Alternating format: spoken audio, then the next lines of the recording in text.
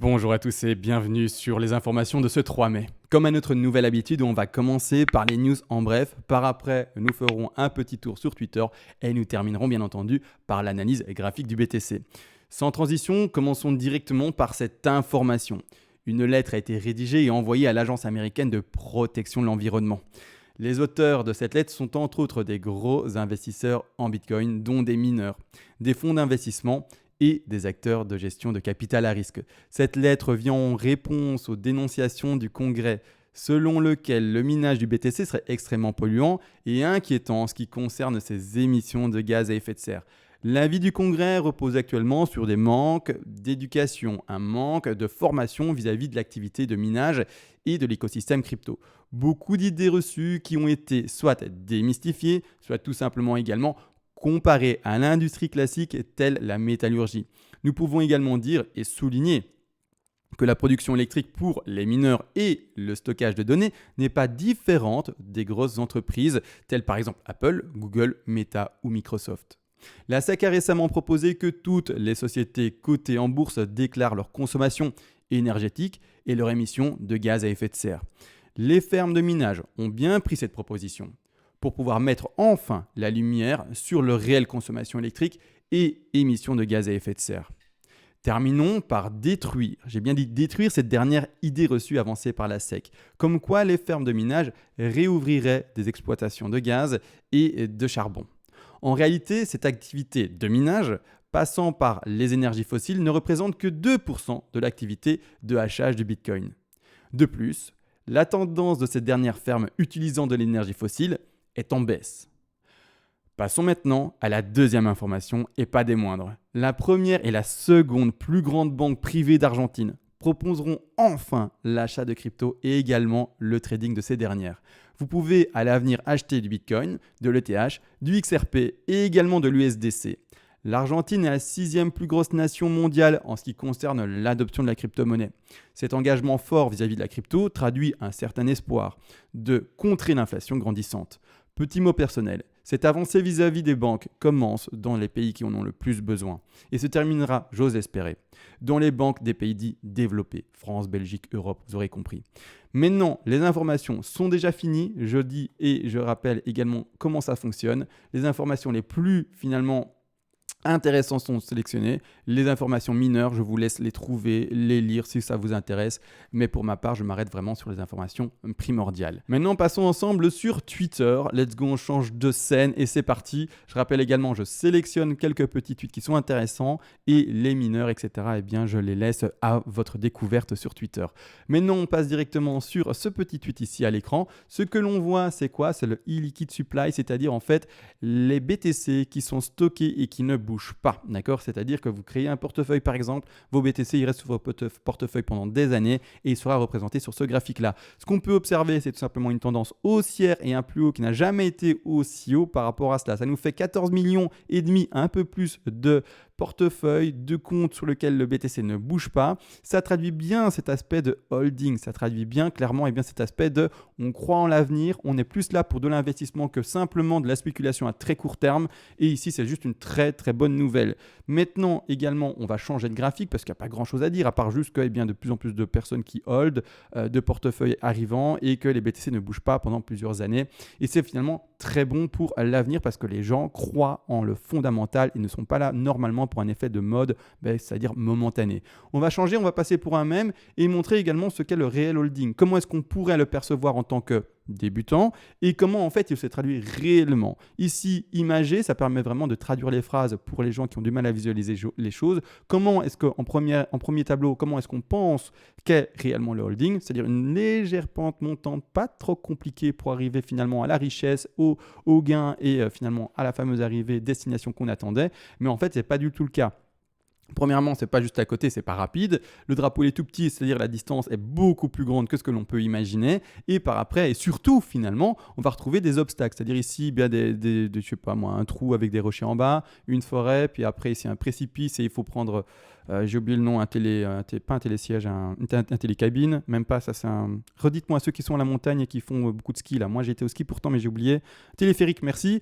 Ensuite également, on peut retrouver ici de l'eau, vous aurez compris, toutes finalement des étapes qu'il faudra suivre et c'est clairement ça. On a des étapes de crash, on a des étapes de bull run et il faut pouvoir les vivre une à une sans pour autant être soit une weak hand, c'est-à-dire vendre facilement à chaque instant. Vous êtes également une main faible si vous vendez par exemple le top ou en tout cas essayez de vendre les tops et vous êtes une main faible également, c'est quand vous vendez les moments de crash et c'est-à-dire finalement les plus bas. D'accord, faites attention à ça. Normalement le holding est le plus rentable, c'est juste de ne rien faire, d'accord, c'est-à-dire les gens qui ne touchent pas à leur BTC, par exemple, pendant un cycle de 15 années, d'accord, seront, pour la plupart qui n'ont pas touché pendant 15 années, sur un ROI, c'est-à-dire un retour d'investissement plus important que les personnes qui auront essayé d'acheter les bottoms, revendre les tops, d'acheter les bottoms, revendre les tops. Pourquoi ? Parce qu'à chaque fois, en fait, les gens vont racheter trop tôt et surtout, donc c'est-à-dire pas dans le bottom, en fait, parce que le bottom sera plus bas et surtout par après, ils vont revendre trop tôt également par rapport à l'ATH qui pense être l'ATH, c'est-à-dire le point le plus haut, mais en fait, non, c'est pas le plus haut, ça va plus haut. Et de cette manière-là, les gens sont moins efficients que l'évolution naturelle du BTC en termes de hausse et tout simplement ils se retrouvent avec un ROI qui est beaucoup moins intéressant.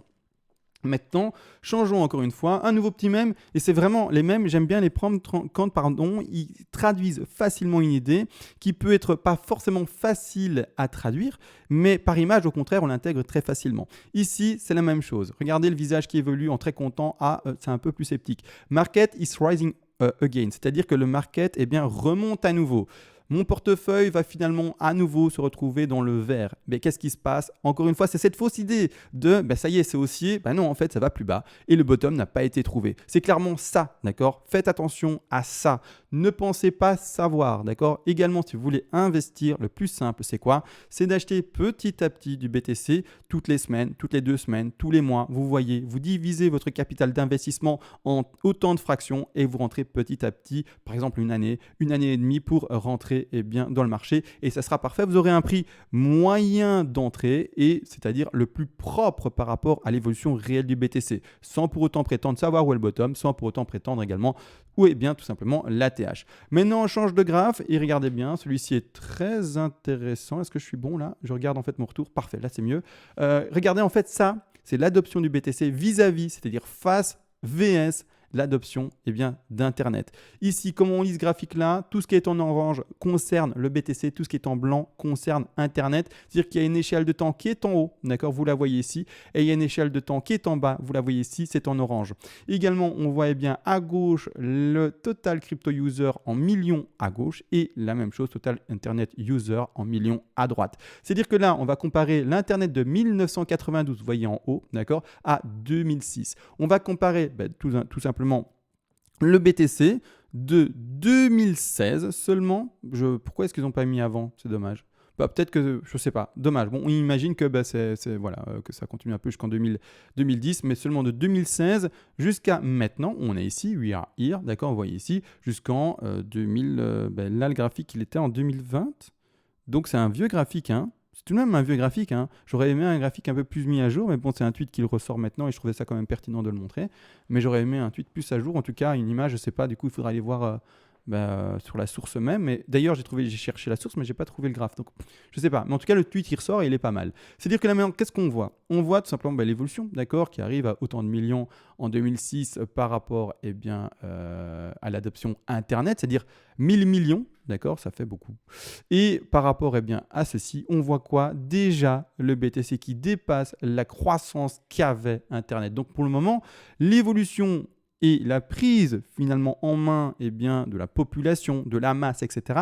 est plus rapide qu'Internet. Internet, j'ose le rappeler, mais tout le monde l'utilise. Là, pour vous parler, je suis sur Internet. Pour regarder Twitter, on est sur Internet. Pour aller, je ne sais pas, n'importe où, on utilise par exemple GPS, Google Maps et c'est la même chose, c'est Internet. Bref, on ne va pas faire des choses compliquées quand c'est simple. Internet, tout le monde l'utilise. Là maintenant, si le BTC est déjà en à peine quelques années supérieur à l'adoption d'Internet, mais qu'est-ce que ça sera plus tard ? D'accord ? Ça sera quelque chose de fou, quelque chose de dingue. J'ose espérer que ce n'est pas une fausse hausse pour après breaker par le bas et en fait c'est fini, le BTC on n'en parle plus, la crypto on n'en parle plus, les blockchains on n'en parle pas. À mon avis, vis-à-vis de toute l'adoption qui commence à se faire dans les pays, etc., les banques également, on en a parlé en news, etc.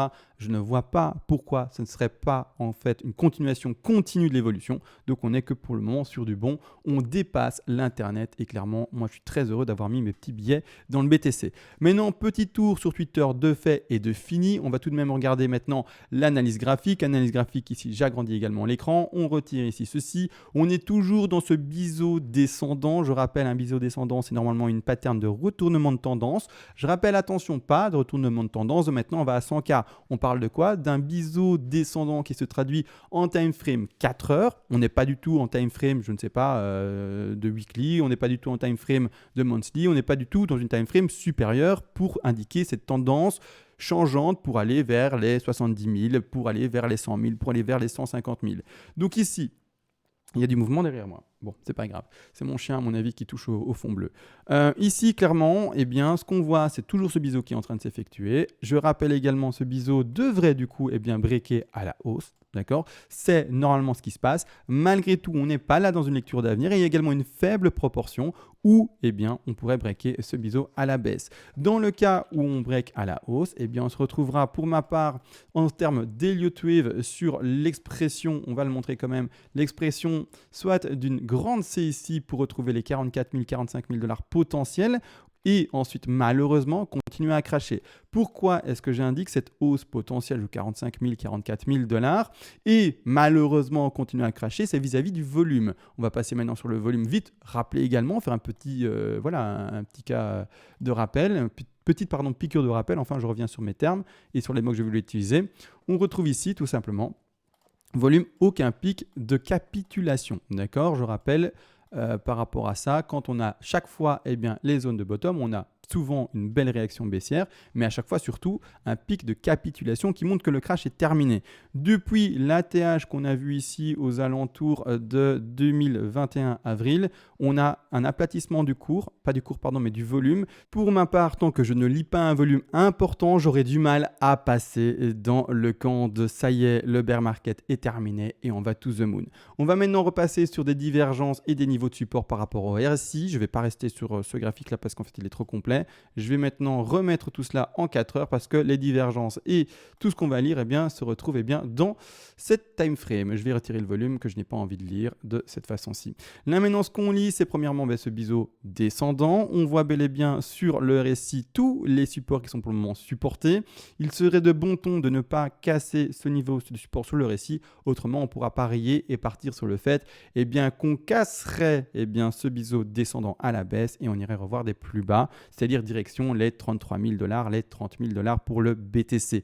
Et également, on retrouve sur le RSI cette zone de résistance que je vais mettre en évidence. Pas très compliqué non plus. Donc ici, ce qu'on dessine pour le moment sur le RSI, c'est un beau petit triangle et il y aura normalement un cas décisif, un moment où on en sortira soit à la hausse, soit à la baisse, mais d'ici peu de temps. C'est-à-dire, ça va se compter, je ne sais pas, je ne vais pas faire la Madame Irma, mais d'ici quelques jours, peut-être une semaine, tout dépend de comment il évolue réellement, parce qu'il pourrait, qui sait, encore s'écraser et rester dans le biseau, malheureusement, pendant un petit moment, imaginons qu'il aille jusqu'au bout du bout.